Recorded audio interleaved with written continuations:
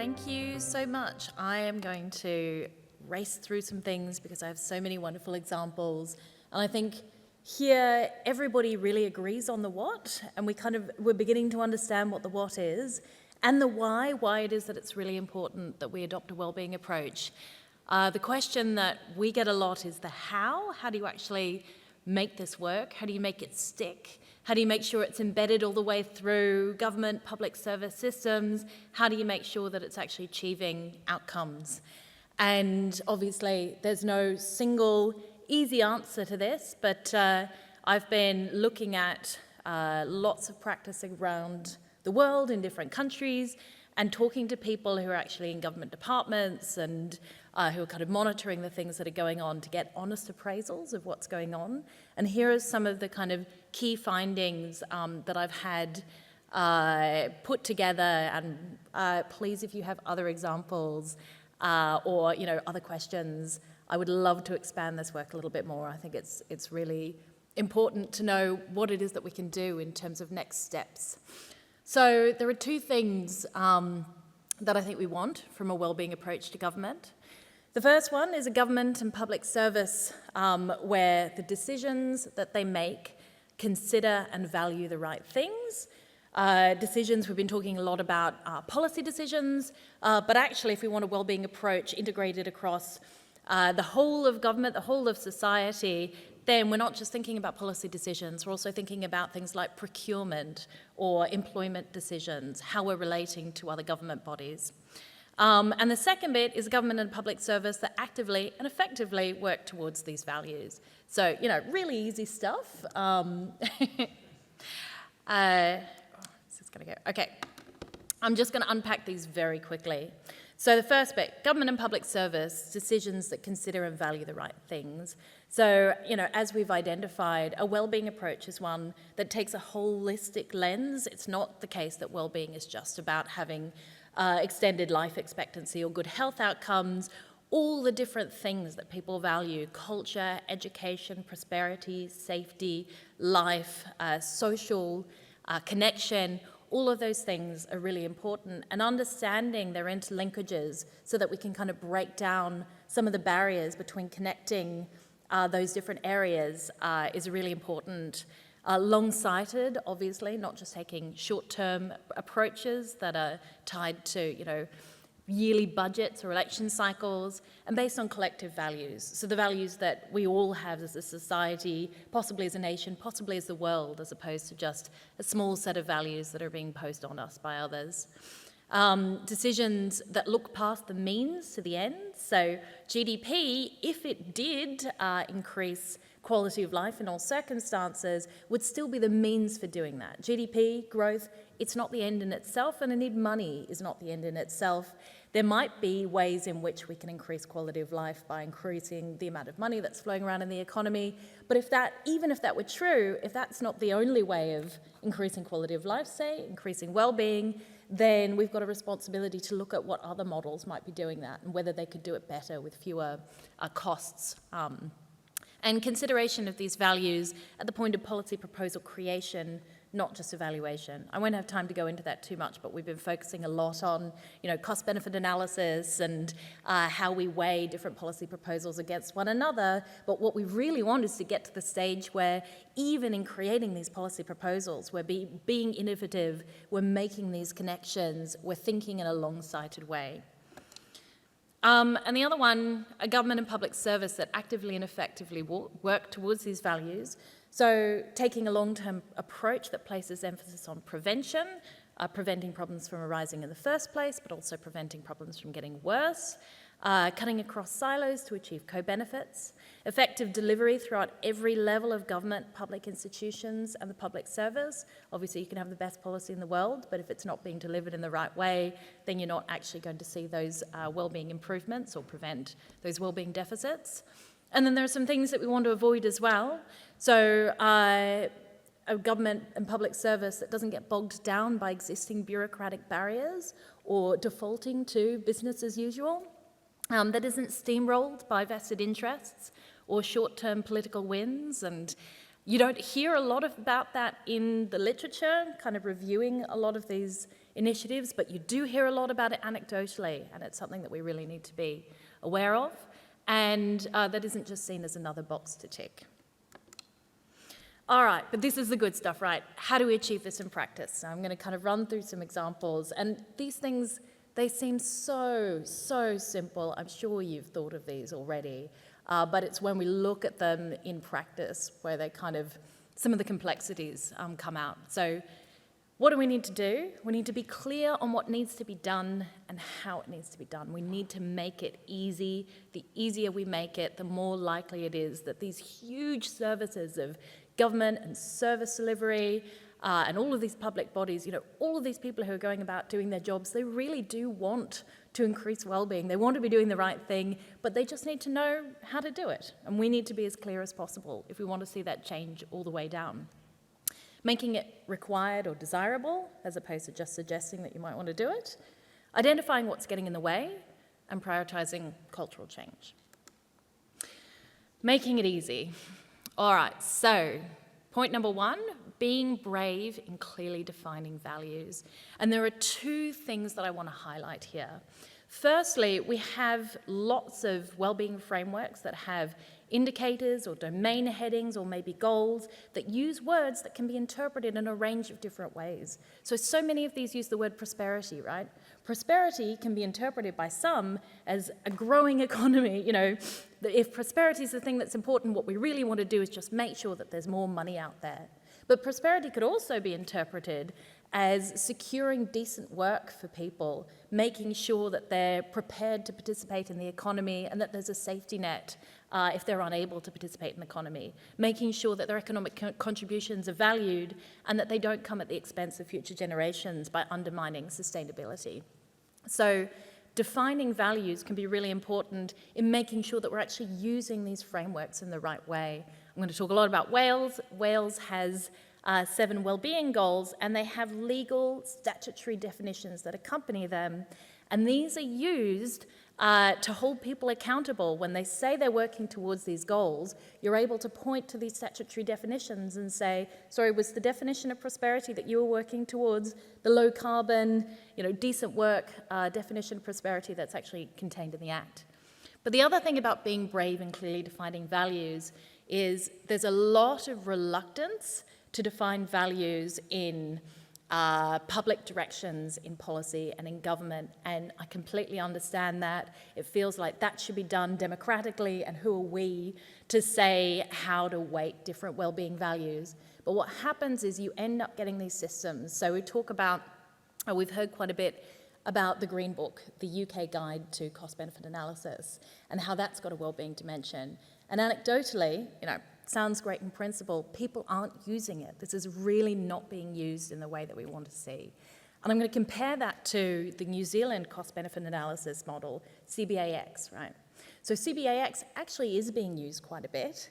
And in the first 2 years, there was a study that suggested that the effectiveness of cost-benefit analysis decisions that use wellbeing analysis in this CBAX wellbeing model doubled the efficiency, doubled the quality of these analyses, right? Part of what makes this so good and part of what makes it different to the Green Book is the Green Book tells you all of these different wellbeing dimensions, but it doesn't weight them. It doesn't give you weighted values so that you know how to use these. I completely understand why you wouldn't want to do that. Who are we to tell people how to weight our different wellbeing priorities? But if you want people to use this, those civil servants who are on the ground trying to use these mechanisms now have the responsibility of weighting these different values. Not only do they not want to make these value judgments, but it makes their work much harder. It's not clear, it's not easy, it's very easy to get a bit spooked by this, and if you're getting spooked at the top, you can only imagine how spooky it must be at the bottom, and also it undermines the ability to have consistency across these different decision-making. Encouraging working with others. So just to use another example from Wales, a lot of what's going on in applying the Welsh Wellbeing of Future Generations Act is to make connections between these different players, and often unusual connections. So there's a legal requirement embedded in this act that requires all public bodies, from ministers, government departments, down to public services like national parks and sports organisations, to work towards all 7 of their goals in every single thing that they do, right? So what does that look like? Well, the government committed to building 10,000 new homes, right? Really laudable wellbeing goal. But then you think, okay, how can we make sure that this is contributing to sustainability goals, right? So sustainability goals might require that they are green homes.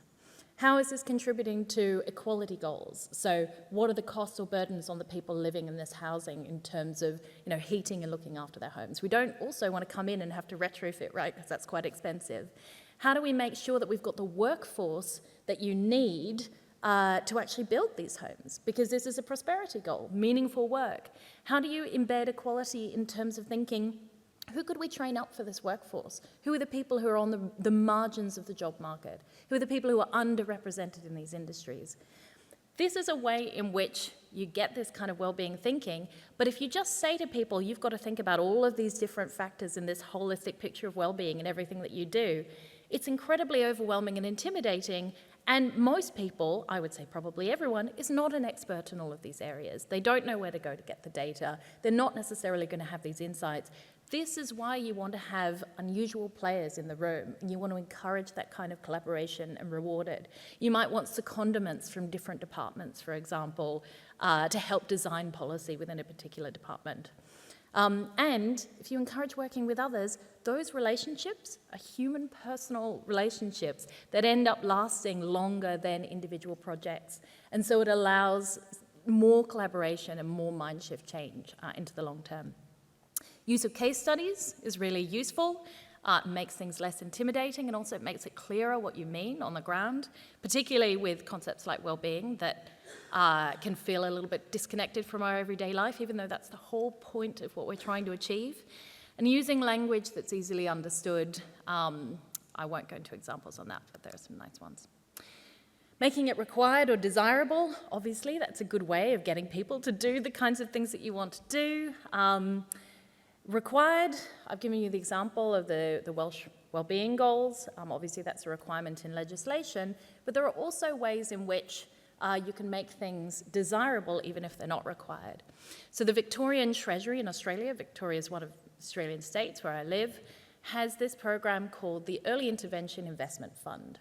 Now, the Early Intervention Investment Fund is essentially a pot of money that's included in the budget every year. So each government department gets their own annual budget, and this pot of money is extra to that. The pot of money you can apply for if you have a policy proposal that takes an early intervention or a preventative approach. And what's nice about this is you're not asking any departments to give up their existing money, right? Their existing resources that they may already have kind of mentally pre-spent or mentally committed to. But it also means that you can get them to commit to doing things where the results, the benefits, fall outside of their jurisdiction. So, for example, if I'm in the Department of Education, I might know that educational results within primary schools go up if you reduce levels of air pollution around primary schools. But I have no power over the Transport Department to change their transport policy. I don't have money to help fund those changes. And if they change transport policy around primary schools, they don't get to bank the wins that I get, to take to my minister in the Education Department. But with this extra pot of money, I, as someone in the Education Department, can go to the Department of Transport and say, if you write this proposal, you get this money, and we get to bank this win. Now, so it's desirable in the sense that, money is a really big carrot, but it's also simple and clear. And the reason why it's easy, and this is just brilliant, so you put in your policy proposal, and then you also have to submit a spreadsheet. That's it. Your regular policy proposal spreadsheet. One side of the spreadsheet, you have to say what the expected outcomes are, the preventative, early intervention, positive wellbeing outcomes. On the other side, you have to model what those projected savings would be, right? So, if I have this intervention, I'm going to save Education Department this amount of money, or criminal justice this amount of money. Now, when they first brought this in, the problem was these departments didn't have people who could do that kind of predictive modelling, right? It's quite tricky.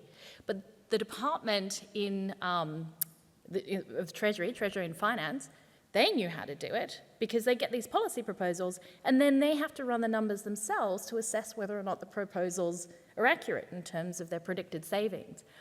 So they realised that actually, if they really wanted participation in this scheme, they should just run the numbers themselves, right? So people would come to them with their proposal, they'd come to them with the predicted outcomes. Those outcomes often came from discussions outside of their own department, and then Treasury would work with them, with experts, with their own models from different departments, and fill in the other part of that form, right? Feels like extra work, but actually it was work that they would already have to do to assess these proposals. So this led to much more confidence in terms of departments putting into the scheme, and the benefits from this scheme, so all of those projected savings, get reinvested back into that pot of money. So each year it grows, and each year more and more of these preventative initiatives get covered.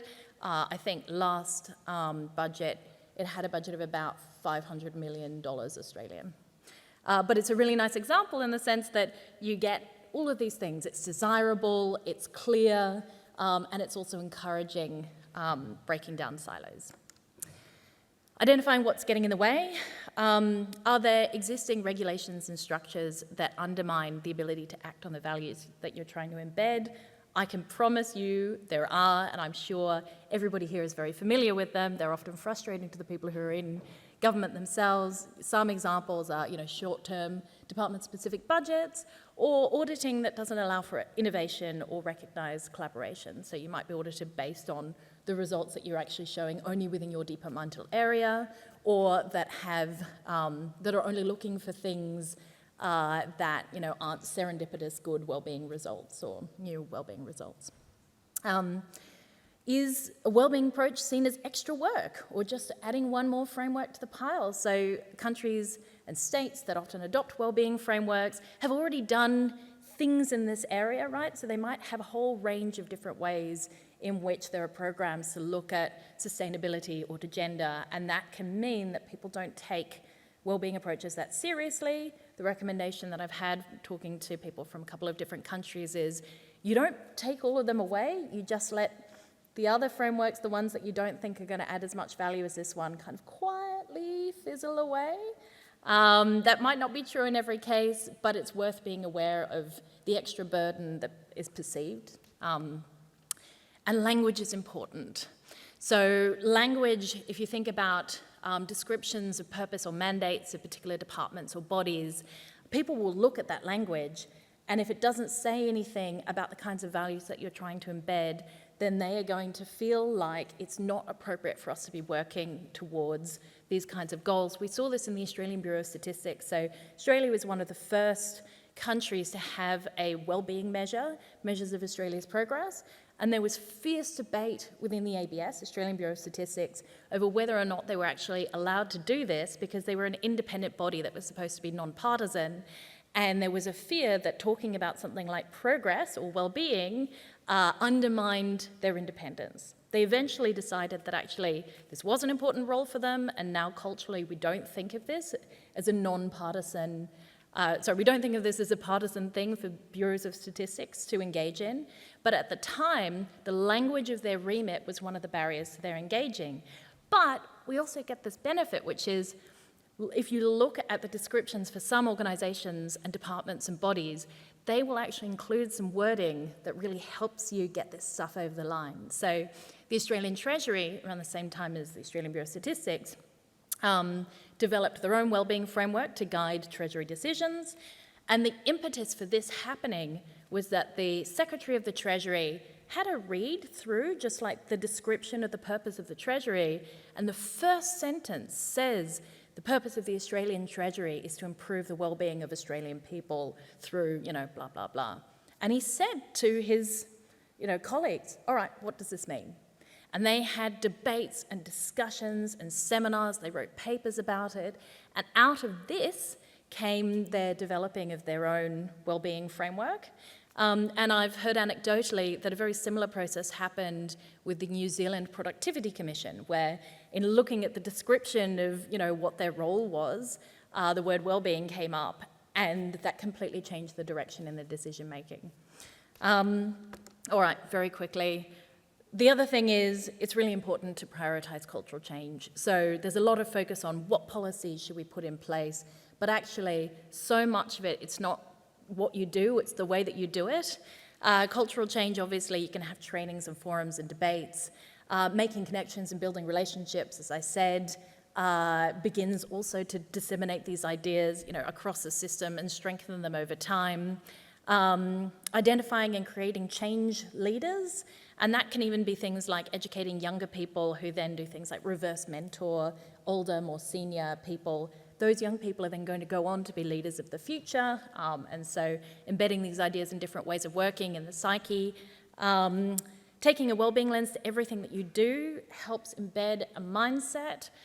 So taking a wellbeing lens to procurement, for example, has really changed the approach that private businesses have in Wales, because now they can't get government contracts unless they are genuinely in good faith working towards these wellbeing goals. But also just one nice little anecdote, because I was just in Wales the other week, somebody from the transport department was telling me about how their focus on sustainability had kind of seeped through the culture so much. So they'd just set up a new office. The office was completely populated with secondhand furniture rather than new furniture, all of these different things. But just the other week, the cleaning staff for the trains that they run had come to this woman in the transport department and said, "We've just realized that we're spending all of this money shipping these really heavy liquid cleaning products in plastic containers over so that we can kind of use them in our processes. But we've discovered that you can just get these, sustainable, eco-friendly little pills that you put in water and they dissolve, and then you've got, things that probably sustainably minded people are using in their own homes. The fact that this is embedded through the culture so much, through seeing every little thing that you do, having these positive changes and aligning with these values, means that people at every step in this organisation were able to make and be supported in independent decisions that were working towards these goals, and in this particular case also saving the transport department lots of money. And then the final point is just taking the long view. So people need to know that a wellbeing approach is actually going to stick around if you really want them to get on board and really want to commit to thinking differently, engaging in training. In some cases, that's going to be embedding in legislation. In some cases, that's going to be making sure that the political message is across all the different parties. But yeah, I'll leave you with that one. Thank you.